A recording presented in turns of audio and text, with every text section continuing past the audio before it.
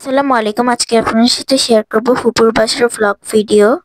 আজকে সারাদিন ফুপুর বাসে কি করলাম সেই ভিডিও। তো আজকের দিনটা ছিল শুক্রবার। আজকে আমাদের ফুপুর বাসায় সকলের দাওয়াত ছিল।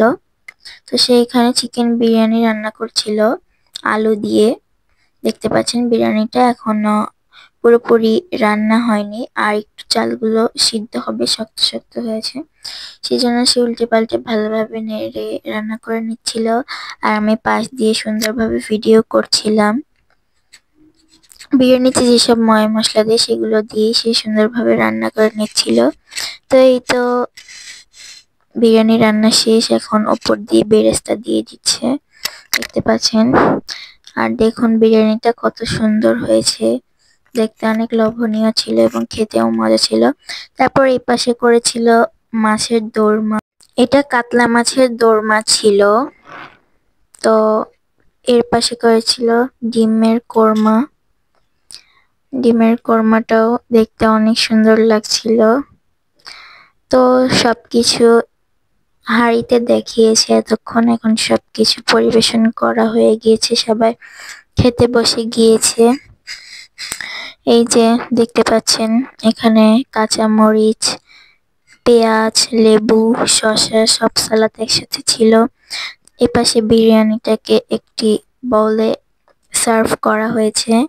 তারপর মাছের দোরমাটাকে একটা হাফ প্লেটে সার্ভ করা হয়েছে, আর ডিমের কোরমা বাটিতে। তো এই তো সবকিছু সার্ভিং করা শেষ, এখন সবাই মিলে মজা করে খাবে। আর সাথে একটু কোকা কোলাও ছিল। বিরিয়ানির সাথে কোকা কোলা না থাকলে কি খাওয়ার মজা জমে, আপনারাই বলুন। তো এই তো খাওয়া দাওয়া শেষ করে বিকালে ছাদে উঠেছিলাম আমরা সবাই। ফুপুর বাসার ছাদটা অনেক বড়, অনেক সুন্দর ছিল। তো এই তো আমাদের খালামণিরাও আমাদের সাথে বেড়াতে এসেছিল। তো খালামণির মেয়ে নাফিয়ামণির সাথে ছাদে উঠে অনেক খুনসুটি খেলাধুলা করছিল।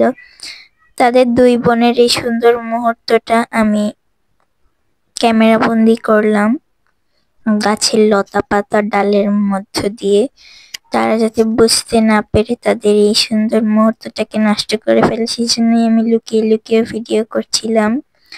আজকে ওয়েদারটা অনেক সুন্দর ছিল, আকাশটা মেঘলা ছিল, ঠান্ডা একটা বাতাস বইছিল। ফুপুর বাসার ছাদটা অনেক বড় ছিল। তাদের ছাদে বিভিন্ন ধরনের গাছ ছিল, সবজির গাছ, ফলের গাছ, ফুলের গাছ। তো ওনাদের বাসার মাঝখানে এরকম করিডোর দেওয়া। বড় বড় অ্যাপার্টমেন্ট গুলোতে মূলত এরকম দেখা যায় অনেক সময়, আমি দেখি অনেক সময়। তো এই তো তারপর ফুপুর বাসা থেকে বাসায় আসার পরে নাস্তার জন্য এখানে তালের পিঠা বানাবো, সেই জন্য তালের রস, চিনি, চালের গুঁড়া, সামান্য একটু ময়দা এবং নারিকেল ব্লেন্ড করে রেখেছিলাম, সেই সব কিছু একসাথে মিক্স করে একটি ব্যাটার তৈরি করে নিয়েছি। তারপর এখানে চুলায় আমি তেল গরম করে নিয়েছি। এরপর চুলার আঁচটা মিডিয়াম টু লো এর মাঝে রেখে সবগুলো তালের বড়া একসাথে ভেজে নিয়েছি। খেতে অনেক ইয়াম্মি হয়েছিল। তো আজকের ভিডিওটি এই পর্যন্ত, সবাই ভালো